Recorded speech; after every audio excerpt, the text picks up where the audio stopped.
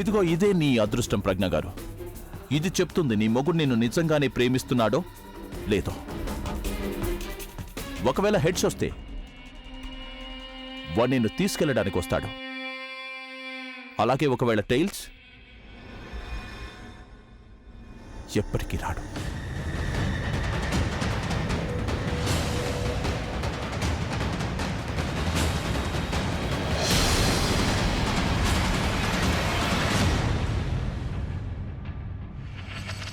అద్భుతంగా ఉంది కదా.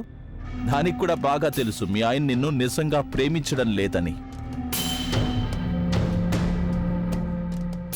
నీకు తెలుసా ప్రజ్ఞ గారు, వాడిక్కడికి రాకపోవడానికి అన్నిటికంటే పెద్ద కారణం ఏంటో?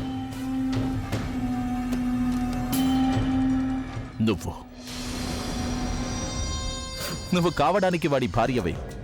కానీ ఒక విషయమైతే నిజం, వాడికి కూడా మనసు ఇంకొకరి మీదికి మళ్ళింది. ఇప్పుడు నాకెలా తెలుసని నువ్వు అనుకుంటూ ఉంటావు. ఈ ప్రేమ గీమా వ్యవహారాలు నాకంటే ఎక్కువగా ఇంకెవరికైనా తెలుస్తాయా చెప్పు?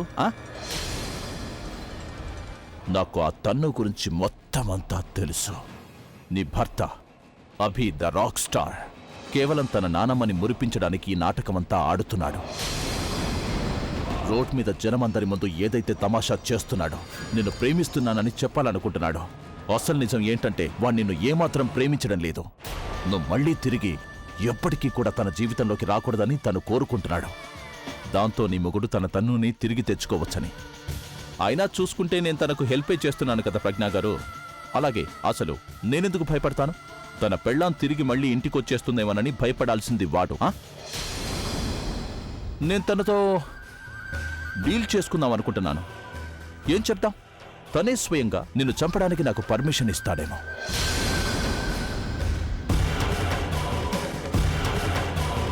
ఇదిగో ప్రజ్ఞ గారు, సరదాగా అంటున్నాను. అయినా నిన్ను చంపితే నాకేంటి లాభం? నిన్ను ప్రాణాలతో వదిలేస్తే నాకు చాలా నష్టం జరుగుతుంది. అందుకే ఇప్పుడు నిన్నేం చెయ్యాలనేది ప్రశాంతంగా ఆలోచించాల్సి ఉంటుంది. కానివ్వండి, బయలుదేరే సమయం వచ్చేసింది ప్రజ్ఞ గారు. వెళ్ళొస్తాను.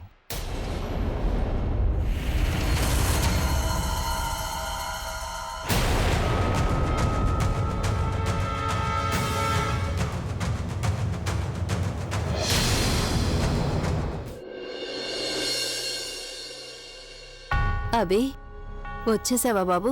ఆ దేవుడికి ధన్యవాదాలు. మేము నీకోసం ఎంతసేపటి నుంచి ఎదురు చూస్తున్నాం. అలాగే మీ నానమ్మ తన గదిలో కూర్చొని ప్రజ్ఞ కోసం ఎదురు చూస్తూ ఉంది. ఇంతకీ ప్రజ్ఞేది బాబు?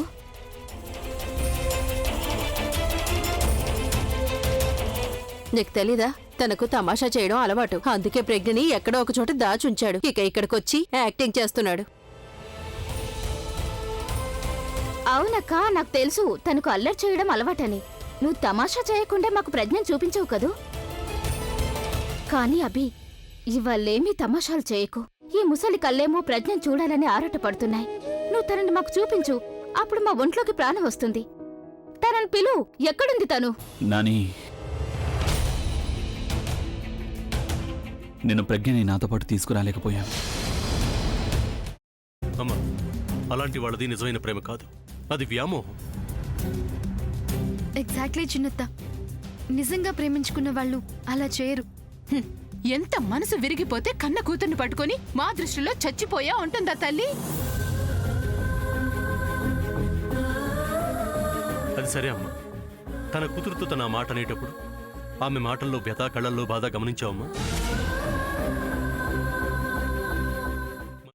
పెద్దబాబుకు బర్త్డే విషెస్ చెప్పు కూడా వెళ్ళాం కదా. ఊరికే ఎలా కాలిపోతుంది? మంట పెడితేనో పడితేనో తగలబడుతుంది.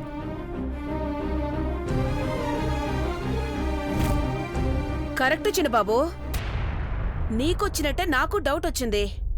పార్వతే షర్టును తగలబెట్టిందనుకుంటా.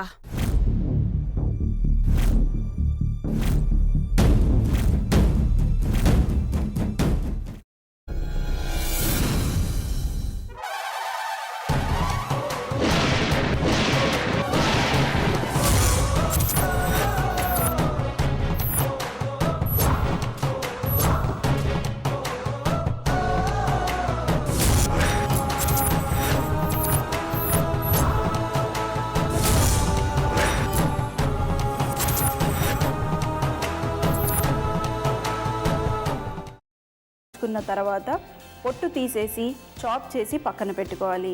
ఒక ప్యాన్లో కొద్దిగా నూనె వేడి చేసి అందులో ఆవాలు, మినప్పప్పు, శనగపప్పు, కరివేపాకు, సన్నగా తరిగి పెట్టుకున్న ఉల్లిపాయలు వేసుకుని 1 నిమిషం పాటు వేయించుకోవాలి. ఆ తర్వాత కాల్చి కట్ చేసి పెట్టుకున్న వంకాయని కూడా అందులో వేసుకుని బాగా మిక్స్ చేసి బౌల్లోకి ట్రాన్స్ఫర్ చేసుకుని అందులో తగినంత చిక్కటి పెరుగు లేదా పల్చటి పెరుగు వేసుకుని మిక్స్ చేసి అన్నంతో కానివ్వండి, చపాతీతో కానివ్వండి సర్వ్ చేసినా చాలా బాగుంటుంది.